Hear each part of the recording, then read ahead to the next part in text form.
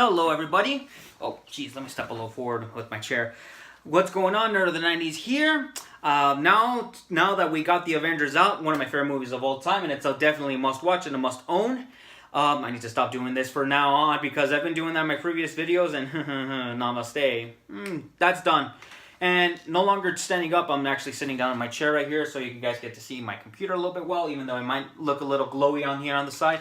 But anyways, let's start off first with the next, with the beginning of Phase 2, and that was the ending of Phase 2 right there. Iron Man 3, directed by Shane Black, who directed Speed. Stars Robert Downey Jr., Gwyneth Paltrow, John Cheadle, Guy Pearce, and Ben Kingsley. And yeah, pretty cool. And I forgot to mention this too. Jon Favreau steps down as director and becomes producer of the movie, but he hasn't left, so he does show up in the movie. Despite him being producer, he does show up as Happy Hogan, which is cool. But anyways, let's start off first with the story of the movie. The story itself, we get to see Iron Man suffering anxiety attacks after the events of Age of Ultron. We're not even there yet. Of the first Avengers movie, and yeah, he's been suffering so much with the anxiety attacks with the events of the Avengers, and not only that too, there is also a huge threat heading out, and there's this man named the Mandarin doing these terrorist attacks, and warning everybody around the world about how the world is completely perverted itself and how it has changed and how he can change it himself by his own order, blah blah blah blah blah, villainy, generic stuff. And yes, I absolutely like how the way the villain's motivation is, but the biggest reveal is completely but we'll get to that in a bit. And with that, Iron Man gives a warning to the Mandarin to see what actually happened to Happy Hogan. We get to see some sort of material called Extremis that attacks not only to Happy Hogan, but we get to see Happy Hogan was concerned about one of the workers who works at the securities place that he works at. He follows him, and then we get to see this guy who was also injected with Extremis, but this thing that he sniffs in or whatever he pokes himself with completely explodes and just completely explodes right on top of Happy Hogan, right next to Happy Hogan, and we actually get to see the evidence led to what happened to him. And then with that, it motivated Iron Man or Tony Stark to get revenge on the guy responsible for this. But not only that too, there was also another man in charge his name's Brantz, actually. I think that, Savin, actually. David Savin or whatever his name is, it was the one guy who pretty much called in the shots. And yeah, he's the guy stuck with the extremist, and with that, we get to see more of it. But anyways, let's start off. The story itself gets a plus. We do get to see what happens to Tony Stark's home. He gets completely destroyed by the Mandarin after he accidentally just gives a big, huge threat to the Mandarin himself. And yeah, his home gets completely destroyed. And that freaking sucks. And then Iron Man, who is confirmed dead, actually wants to juice up his Iron Man suit. And he meets the kid, and he is asking for his help, not only just to, at least, I need to stop doing that, to ask for help, but at least get the help that he needs in order to take down and investigate who this Mandarin guy is. And yeah, that's the story itself. And that gets a plus. Iron Man, Robert Downey Jr. as Iron Man. Come on. Suffering by post-anxiety issues after the events of the Avengers is he kind of sucks, but then him trying to at least fight it through, and then him being motivated after what's going on with Happy Hogan and with the people around him, what Mandarin has actually done is to him being motivated to take down an evil dictator or whatever the hell he is that he calls himself.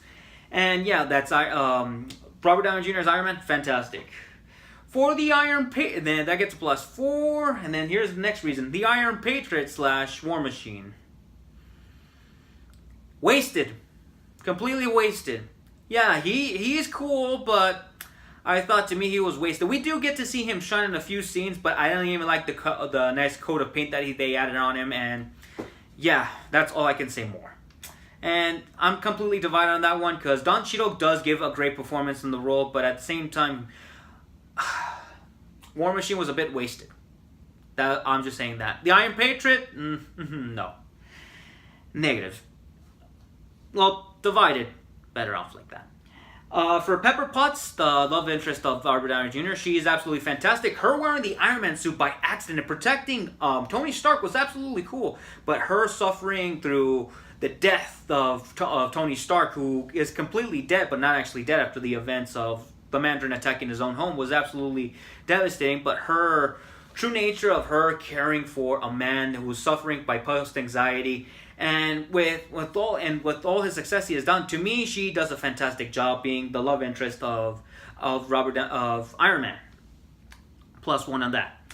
The action sequences absolutely fantastic, and I love the scene where Iron Man rescues the people from the flying plane and fighting against Savin inside that plane. Dude, that guy was completely relentless when Iron Man was fighting him. Not even once, but twice. Beginning he wins, and then Savin tries to get the upper hand, but then the second time he came out, well, he manages to went through it. And with that, I gotta give credit to the action sequences. I absolutely like the plane sequence and the fight between Iron Man and another character that I'll get to soon enough. The supporting cast: Jarvis, Happy Hogan, and then the two Happy Hogan and the rest of the crew are absolutely fantastic. They're much fantastic, and seeing that Happy Hogan only had a small short role was cool, but it sucks that we only get to see him in the very beginning of the movie and the very ending of the movie to see what actually happened to him. I would have wished to see a little bit more of Happy Hogan, but at least we got that. Alright then, and for here comes the big one, the Mandarin. Disappointing! What the fuck? Excuse my freaking language, but what the fuck with the Mandarin? What happened?